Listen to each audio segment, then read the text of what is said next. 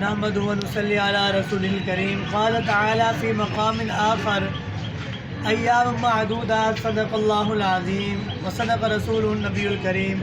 محترم سامعین کرام، جیسا کہ معلوم ہے کہ رمضان مبارک کا مہینہ چل رہا ہے اور اللہ تعالیٰ کی طرف سے نعمتیں ہی نعمتیں، انعامات ہی انعامات ہیں، اور آخری عشرہ بھی شروع ہو چکا ہے اور اعتکاف کئی لوگ بیٹھ چکے ہیں۔ اس اعزاز کو پانے کے لیے، اللہ تعالیٰ کی طرف سے نیکیوں کو حاصل کرنے کے لیے، اور کئی لوگ جو ہے شب قدر کی تلاش میں رہتے ہیں، کوئی اعتکاف کے اندر، کوئی اعتکاف کے علاوہ بھی نیکیاں کرتے رہتے ہیں۔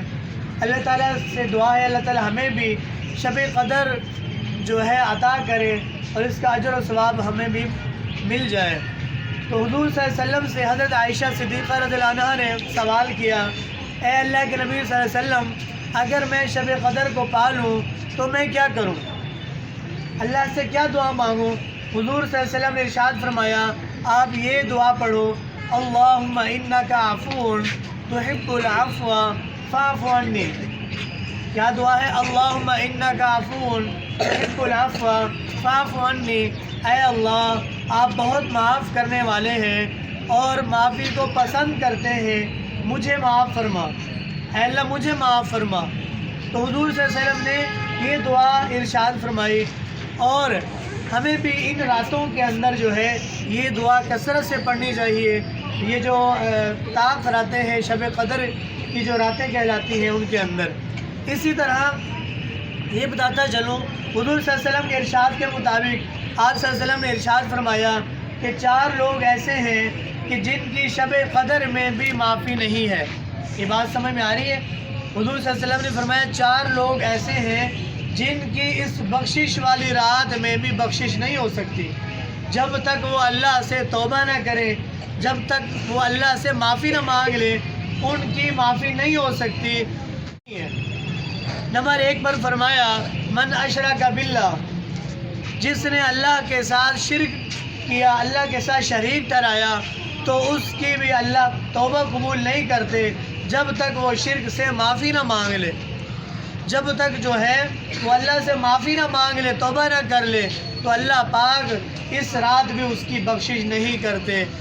اور دوسری چیز فرمایا، کینہ ور شخص، جس شخص کے دل میں کینہ ہو کسی مسلمان کے بارے میں، جس شخص کے دل کے اندر حسد ہو، کسی مسلمان کے بارے میں نفرت ہو، اپنے مسلمان بھائی کے بارے میں، کسی کے بارے میں بھی وہ اپنے دل میں بغض پالتا ہے، تو فرمایا اس شخص کی بھی اللہ پاک توبہ قبول نہیں کرتے، اس کی بخشش نہیں کرتے جب تک وہ اس گناہ سے پاک نہیں ہو جاتا، جب تک وہ اس گناہ سے پاک نہیں ہو جاتا۔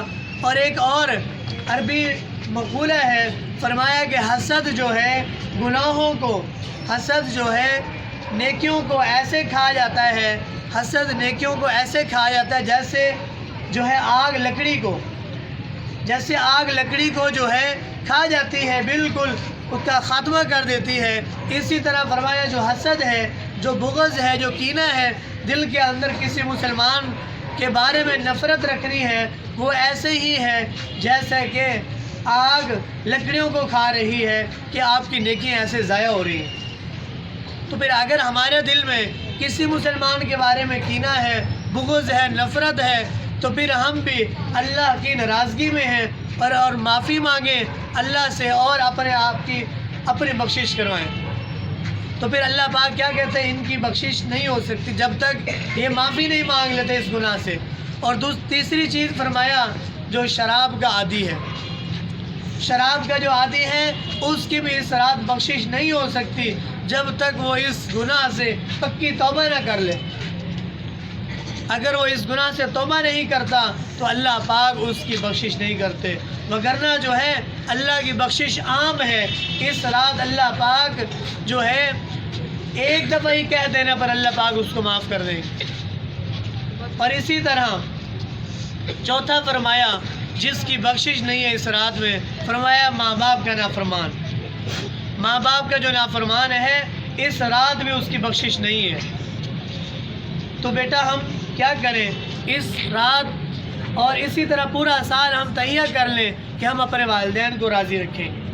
والدین اگر زندہ ہیں تو ان کی خدمت کریں، ان سے دعائیں لیں، اور اگر کسی کے والدین میں سے کوئی ایک زندہ نہیں ہے تو ان کے لیے بخشش کی دعائیں کریں، ان کے لیے اصالہ ثواب کریں، ان کے لیے دعائیں مانگا کریں. تو والدین کو جو ہے ہم نے ناراض نہیں کرنا، والدین کو خوش رکھنا ہے، والدین کو تکلیف نہیں پہنچانی. اور اسی طرح امام مجاہد رحمۃ اللہ علیہ فرماتے ہیں کہ شب قدر کی رات میں فرمایا ایک نیکی جو بندہ ایک حرف پڑھتا ہے قرآن کا وہ 60,000 گناہ بڑھا دیا جاتا ہے. ایک حرف پڑھنے پر 60,000 نیکیاں ملیں گی اسے شب قدر کی رات کے اندر. تو شب قدر کی جو رات ہے وہ معمولی رات نہیں ہے، اور اللہ پاک قرآن پاک میں فرماتے ہیں اِنَّا أَنزَلْنَاهُ فِي لَيْلَةِ الْقَدْرِ. ایک تو یہ اجر ہے کہ لیلۃ القدر میں جس نے عبادت کی اس کو 80 سال کی عبادت کا ثواب ملے گا. اور دوسری چیز اللہ پاک جو کہہ رہے ہیں اِنَّا أَنزَلْنَاهُ فِي لَيْلَةِ الْقَدْرِ، فرمایا لیلۃ القدر وہ رات ہے جس میں ہم نے قرآن پاک کو نازل کیا.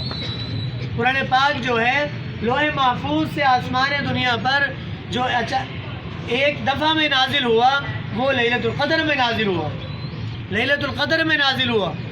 اور اسی طرح اسی آیت اسی صورت کے آخر میں اللہ پاک فرماتے ہیں کہ یہ وہ رات ہے جس میں فرشتے اترتے ہیں، فرشتے اترتے ہیں، اور فرمایا جبرائیل امین اترتے ہیں، اور جہاں اللہ کا ذکر ہو رہا ہو، اللہ کی ذکر کی محفلیں ہو رہی ہو، قرآن پاک کی تلاوت ہو رہی ہو، اس محفل کو فرشتے آ کر جو ہے ہلکا بنا لیتے ہیں، گھیر لیتے ہیں، اور ان کی دعاؤں پر آمین کہتے ہیں، ان کی دعاؤں پر آمین کہتے ہیں. اور فرشتے آ کر جو ہے پوری زمین پر دھرتی پر آ کر فرشتے پھیل جاتے ہیں اور ان لوگوں سے مصافحہ کرتے ہیں جو اللہ کی عبادت میں مشغول ہوتے ہیں. اور یہ سلسلہ پوری رات چلتا رہتا ہے. تو اللہ تعالیٰ سے دعا ہے اللہ تعالیٰ ہمیں شب قدر کی جو رات ہے وہ نصیب کرے اور ان راتوں کی قدر کی توفیق عطا فرمائے. وآخر دعوانا ان الحمد للہ رب العالمین.